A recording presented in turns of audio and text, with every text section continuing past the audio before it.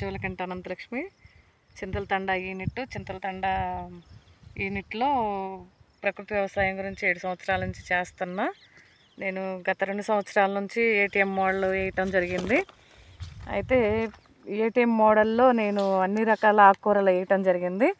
కొత్తిమీర, పాలకూర, మెంతికూర, చుక్కకూర, అన్ని రకాల ఆకుకూరలు వేయటం జరిగినది.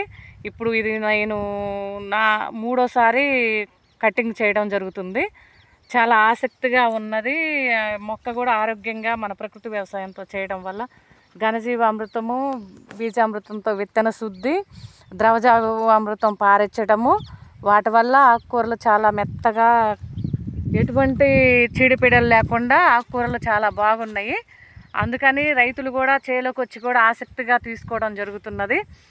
వీటికి నాకు చాలా ఇప్పుడు నేను ఖర్చు పెట్టింది 3,000 రూపాయలు ఖర్చు పెట్టాను. ఇప్పటికే నాకు 2,500 రూపాయలు అమౌంట్ వచ్చింది.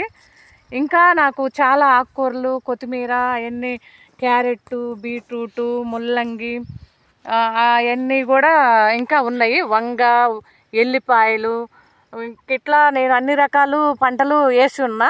అవన్నిటిలో కూడా లాభం వస్తుంది. చాలా ఆసక్తిగా ఉంది. నాకు చాలా ఇంట్రెస్ట్గా ఉంది.